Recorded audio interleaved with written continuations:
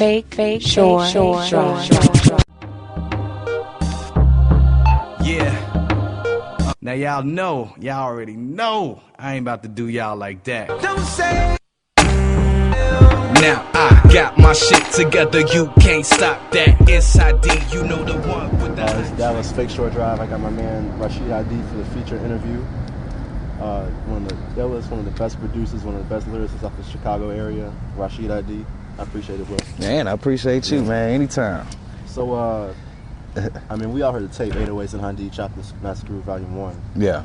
Just what was the concept behind the whole tape when you first where did the inspiration come from? I know it came from the album, but when did you first click? Well, I don't know. I was just listening to the 808s and Heartbreak, and I was checking it out, and I kind of noticed. I'm like, man, I could flip these songs, because I was feeling the joint. I love the CD. That's one of my favorite joints, out right now. But I was listening to it, and I could hear some beats that could be made off of it. I'm like, I'm gonna try to chop this shit up. So that's pretty much what I did. I spent one weekend. It was like a Friday when I noticed it. By Sunday, I flipped every track on there, and then just started writing to them, And how did you? I want to know the production on it. It's crazy how you can tell both of y'all styles, but you kept the original, the 808 and Heartbreak feel, right? Got the Hadee style in there too. How did you balance trying to make it distinctive with Hadee, just keeping the so people could tell it was 808 Heartbreak? Well, I didn't really shoot for that. I just made some stuff, man. I just went in there, chopped it up, got creative with it. And the beats that I felt like it wasn't creative enough, or I didn't take it as far as I could have, I went and did them over again. So, certain songs on there, I might have made 2 beats for that one, 2 beats just to find the one I like. But Amazing, for example, I kept all the beats that I chopped up. You got the Rhyme and Reason joint, and then the little interlude between Rhyme and Reason and Amazing, that was gonna be a beat. I kept that, and then the Amazing joint, all those were different beats, but I just put them all together, And what was the favorite track off of Heartbreak that you got to chop up? What track you had the most fun with? Oh man, that the first one actually, the Say You Will. I had my most fun with that. That's cause I was messing with the pitch on the little beat noise, the little whatever. And I got a chance to play around with the pitching on the pads and stuff like that. So yeah, it was pretty cool, man. It was pretty cool. And is this the first time that you ever? I'm sure you heard album before. You're like, man, I could flip this. Man, I could, if I got my hands on this. Right. Is this the first one that you actually, did it and said, Well, no, I usually do stuff like that all the time, newer stuff, just sample it just to play around with it. Right. Cause I spend mostly all my time making music, so. You get tired of just chopping up some Curtis Mayfield all day long. You want to try something else out, you might pull out a little bit of, whatever. Pull out some No Doubt or something like that and chop that up, just to try different things out instead of just making the same kind of beats over and over again, just to, give you something else interesting to do, But yeah, I always chopping up something, man. Kanye comparison, it almost never really goes there. Mm-hmm. And did that ever creep into your mind when you were chopping up this 808s and Heartbreak, or did you kind of use that maybe as motivation to say, oh no, I can take his work and make it my own? Not really. Nuh-uh. No, I just pretty much like the album, man. I like the 808s and Heartbreak. And it's just some stuff that I could make some good beats off of. That type of sound is stuff that I like to sample. So it kind of helped, it helped since we both from Chicago and we both MCs and producers. It helped, just to make it interesting, But just from the beginning of it, it just started for me just really feeling that album, That's pretty much where it came from. Mm-hmm. Hey, has Kanye ever, hit you up? No? Nah, I know he haven't listened to it neither, because I would have heard something by now. Right. But I've heard his people have heard it, and they gave it a good response. So I don't know, maybe one day he'll check it out, give it a chance. If he like it, like it. He don't.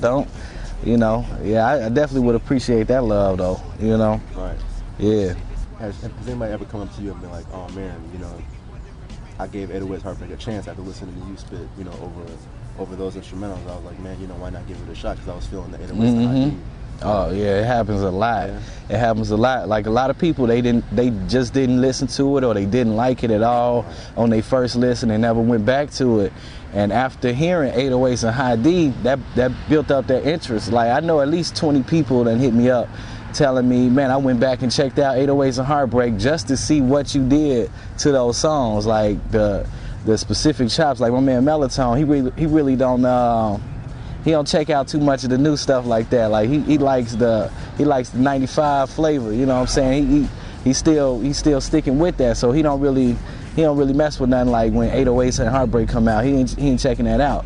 But once he heard 808s and Hadee, he was like, man, I got to check this album out now, and he dug it. He liked it. And you know, he saw the greatness in that album. You know.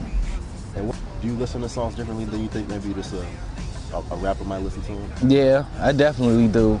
But see, like, it's kind of like when I listen to songs, since I do engineering too. I engineer my own music too. So I be listening to the mix of the song, you know, all the instruments. It's like I can hear all of it. Not at once. It's like everything kind of isolates itself, and I hear it. I don't know. It's kind of crazy to explain, but it's like, you know, I hear the snare. You know, I just only hear the snare. I only hear the words from the MC. I only hear this, that, the bass line, and it, you know, certain times I hear it all at once, but most of the time that's just how I hear it because I'm used to tweaking this or that within the song. You know, so that's kind of how my ear.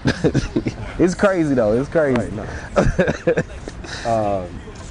Like, in terms of like future projects, I know it's called Chop Not Screw Volume 1. Right. You know, should we be looking for Volume 2, Volume 3? Oh, definitely, yeah. It will be a Volume 2, and I actually want to put out about 10 of them. Oh, wow. You know, I want to put out about 10 of them total, and then kind of just chill.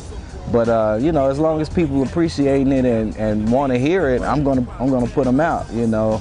Once everybody like, all right, man, we had enough, man. You killing us, man. You killing all our beats, man. Cause like the next one, I ain't gonna give it away, but the next one is like something I definitely shouldn't be chopping at all. It's like it's definitely something I shouldn't be chopping at all, man. And it's gonna be pretty funny. But yeah, it's all about having fun. Right. Yeah. Mm-hmm. Why not? And in terms of like an album, you know, are you working on that, like a release for, you know? Oh yeah. Sale? Yeah. Oh yeah, definitely. I got an EP I'm putting together. I've been working on it all year. Like, well, not you know, just every day, but like off and on working on it all year. It's called The Cost of Living, and it's you know, it's an EP. It's gonna be like 8 tracks on there. Okay. Gonna be put out by Neblina Records. You know, that's who I've been with, you know, for all this time. Ever since I've been out, I've been with Neblina Records. So I'm just keeping that going.